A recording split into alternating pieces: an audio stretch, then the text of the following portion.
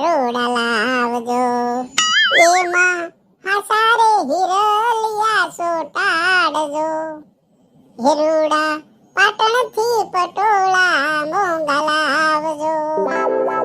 ઓહો, તમારે પટોળા પહેરવા છે પાટણના, એ પાછા મોંઘા, એમાંય પાછા હાસા હીરા ટાકેલા. હા તો વળી જીગર, તમે લઈ આવજો તો હું પહેરવાની જ છું. કેમ પાછા મોબાઈલમાં જોવા મળ્યા? લેવાનું કીધું એટલે તમને કહું છું જીગર, મારી હામું તો જોવો. હું નકરું મોબાઈલમાં જોઈ ક્યાં છું. તારી હામું જોઈને ક્યાં મારે જાવું? હું જીગર તમે પણ એકવાર મારી હામું તો જોવો. મારી જેવી રૂપાળી છોકરી તમને મળી, આટલી હેન્ડસમ છોકરી મળી, તમારે ભગવાનનો ધન્યવાદ માનવો જોઈએ.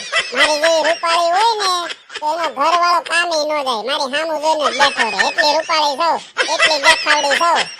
શું વાત કરશો? એટલી બધી રૂપાળી છો? મને કેમ અત્યારે લગી ખબર નહીં? મારી પત્ની આટલી બધી રૂપાળી, આટલી બધી હેન્ડસમ, અને મને ખબર નહીં.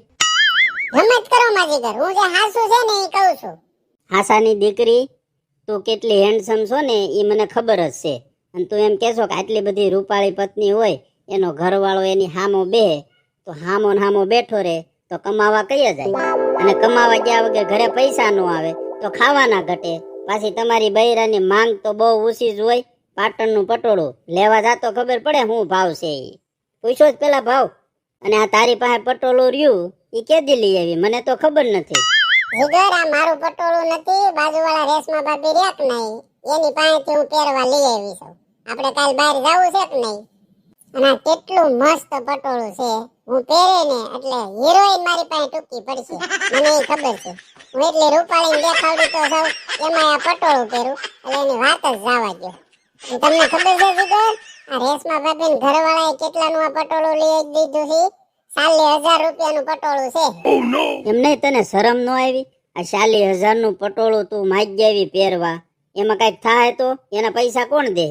કાઈ ન થાય એમાં, મારે ખાલી 2 કલાક પહેરવું છે, તમારે તો લઈને જ દેવું. તો મારે શોખ તો પૂરો કરવો કે નહીં?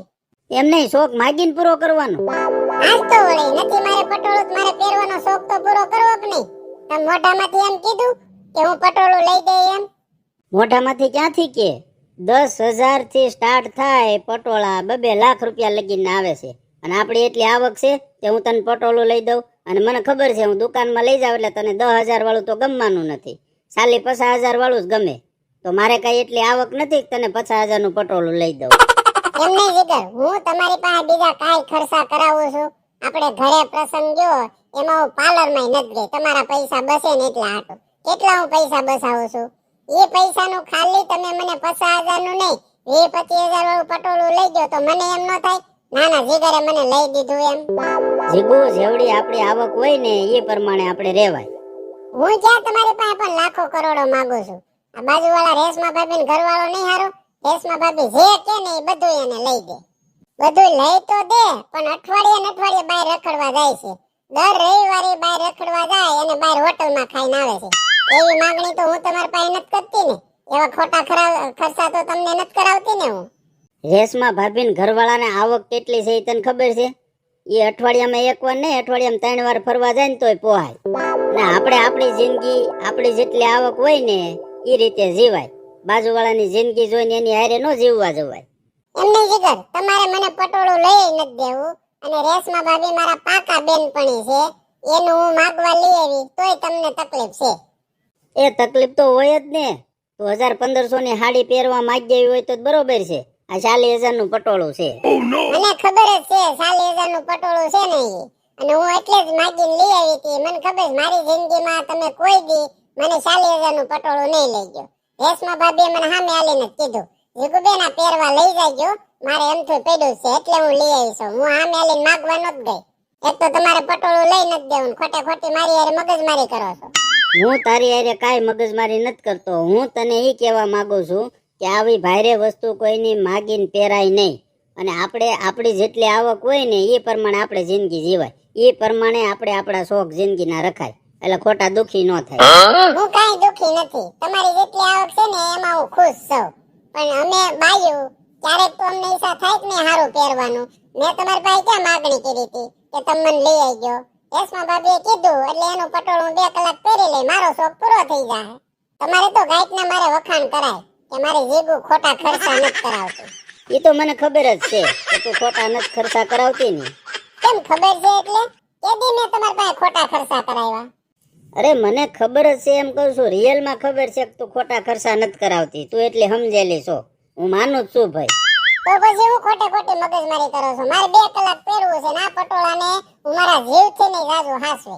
આમાં કોઈ નુકસાની નહીં થવા દઉં, એટલે તમારે પૈસા કોઈને દેવા જ નહીં.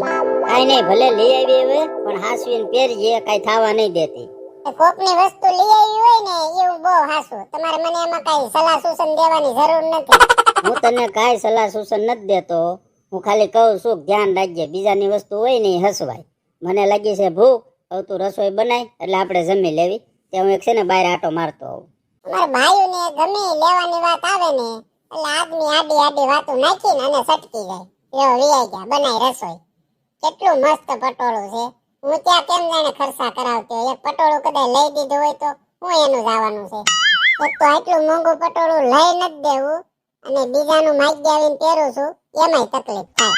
હું કેવું દોસ્તો તમારું, હું આ પટોળું મારી પાકી બેનપણી છે એનું માગવા પહેરી આવીશું. પહેરાય કે નહીં કમેન્ટમાં જરૂર કહેજો. અને મને ખબર છે મારા ઘરની હેસિયત 40,000 કે 50,000 પટોળા લેવાની નથી, તો આ હું માગીને પહેરું 2 કલાક, તો એમાં કઈ તકલીફ કમેન્ટમાં જરૂર કહેજો. માગીને પહેરાય કે નહીં. વિડીયો સારો લાગે તો બધા લોકો સુધી શેર કરજો પ્લીઝ. વિડીયોને લાઈક કરવાનું ભૂલતા નહીં. અને હા, નવા હોય તો મારી ચેનલને સબસ્ક્રાઇબ કરજો. આવજો બધા, મળીએ હવે આગળના વિડીયોમાં. જય શ્રી કૃષ્ણ, જય માતાજી.